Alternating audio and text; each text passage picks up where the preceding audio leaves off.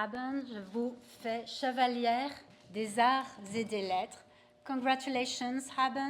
Merci. Bravo à vous, je suis... Thank you. This is a huge honor. My name is Haben Girma, and I have 3 disabilities. I can't see, I can't hear, and I can't speak French.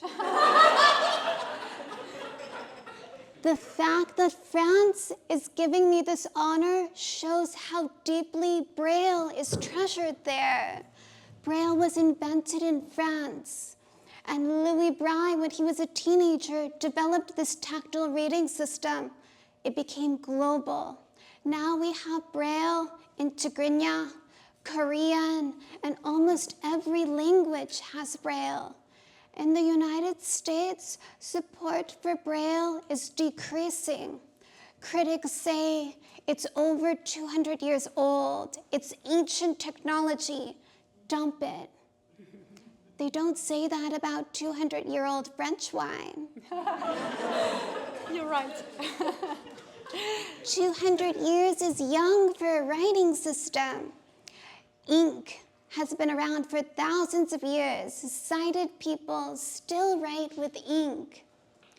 And another argument critics have of Braille is they say, today we have audio technology and audiobooks, but not everyone can hear.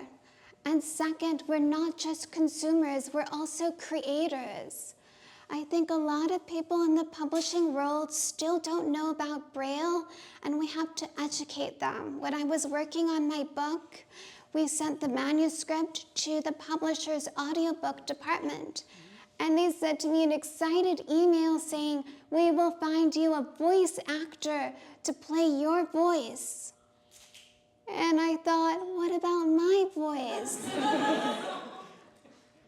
So I found myself in this strange position of having to campaign for my own voice to represent me.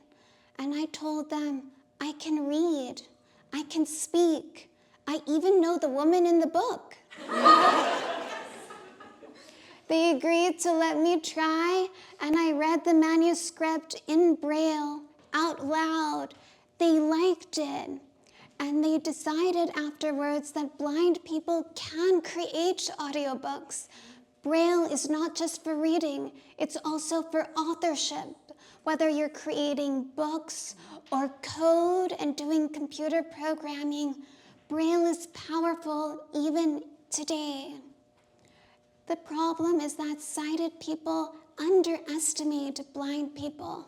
And this has been going on for a long time.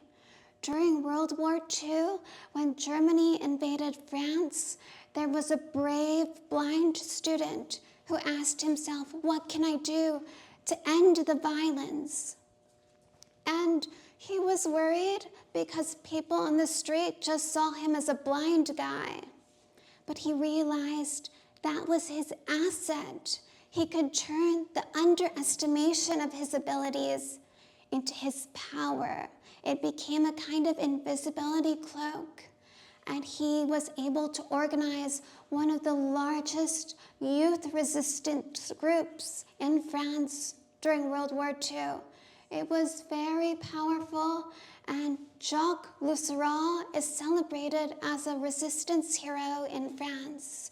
He did this for almost 2 years, and then the Germans got suspicious, and some soldiers searched his room. They found thousands of papers, but they couldn't read them. They were in Braille. After the war, Jacques moved to the US, and he became a professor, and Braille continued to serve him. From the very beginning, Braille has been about freedom. The freedom to shape our words, our voice, our future.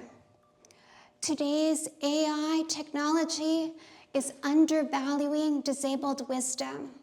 If I take a picture of a page of print with ChatGPT, ChatGPT can read it.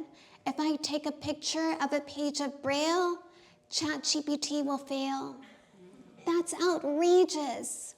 This is not an engineering problem. This is a priorities problem. When we're building technologies, schools, libraries, and other institutions, advocate for accessibility, including Braille. I am so grateful to France for giving the world Braille and for celebrating Braille's continuing power. Thank you. Thank you, Adam. Thank you so much.